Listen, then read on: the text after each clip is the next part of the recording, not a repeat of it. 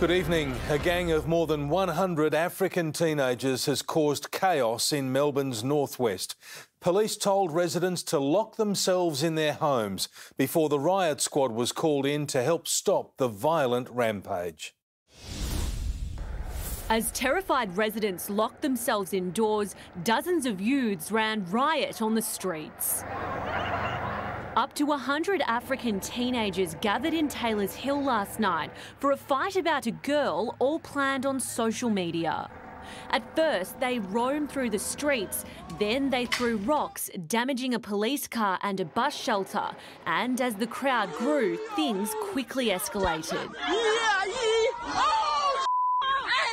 We are not happy with what has occurred last night. 99% of the community does not support these young individuals. With fears residents would be targeted, police took no chances. The public order response team, air wing and dog squad all being called in. Our planning was linked into our intelligence sources, and we were dragging real-time intelligence both from social media and other sources. Residents told to stay indoors. I just heard all the noise of them running around saying, oh, the police can't touch us, they can't do anything. It was full on. There was over 100 kids there, I reckon. They're trying to push the boundaries and see how much they can get away with. This morning, police increased their presence in a bid to keep the community calm, sending out the mounted branch to patrol the streets. The show of force coming as politicians on both sides slammed the youth's actions. Just appalling behaviour, just completely unacceptable. This sort of random, trying to cause public disorder and fear is unacceptable. Liberal leader Matthew Guy visiting Taylor's Hill to speak with residents. I just hope that the police get all the support they need to be able to solve these issues so that we can have communities like this live in peace rather than in fear of their lives. Despite the damage to property overnight, there were no injuries reported. Police say they're continuing to address concerns about safety in the area. I want to reassure the public we never lost control of this incident. Police are yet to make any arrests. Estelle Greepink, 7 News. Good evening. An organised fight between two groups of youths turned to mayhem in Taylor's Hill, with riot police called to control dozens of youths running wild. Police were pelted with rocks and a patrol car was smashed, forcing frightened residents to lock themselves indoors. Mark Santomartino reports. Two girls trading blows. Wrestling on the ground as police close in. All over a teenage relationship.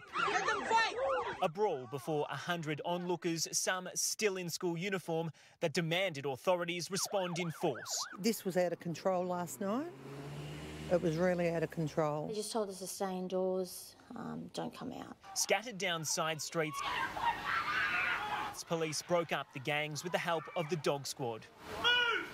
Leaving smaller groups to loiter in driveways, verbally abusing neighbours who confronted them for kicking their fences. I just heard all the noise of them running around saying, oh, the police can't touch us, they can't do anything.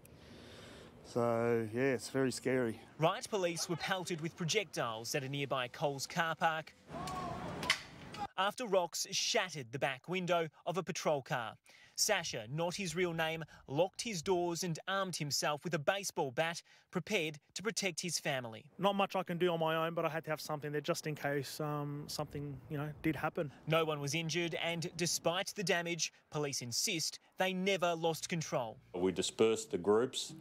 They got onto buses again. We made a risk-based judgment to monitor the activity of these groups. I'm not convinced that whilst we'd dispersed the groups, we certainly hadn't concluded the threat.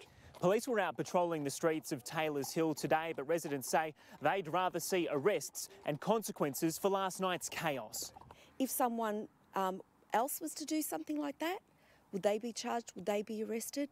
What is going on? There needs to be something done. As the news reached Spring Street... Is it still your government and many of your ministers' contention that Melbourne does not have a problem with youth gang violence? The fact that the government has funded and supported police to set up a gang task force would seem to answer the ridiculous position. African Australian community leaders condemned the teens involved and their parents. What's happened last night was disappointing, and and it's not what we expected from our young people. The actions of those young people are inexcusable. 3 in the crowd have been identified by police. None were on bail but could face criminal damage and affray charges. We have made some visits and we'll make some further visits today to some people that we want to speak to. If the evidence is confirmed that we have an arrest power and that we've identified specific offences, that we'll move into arrest phase relatively quickly.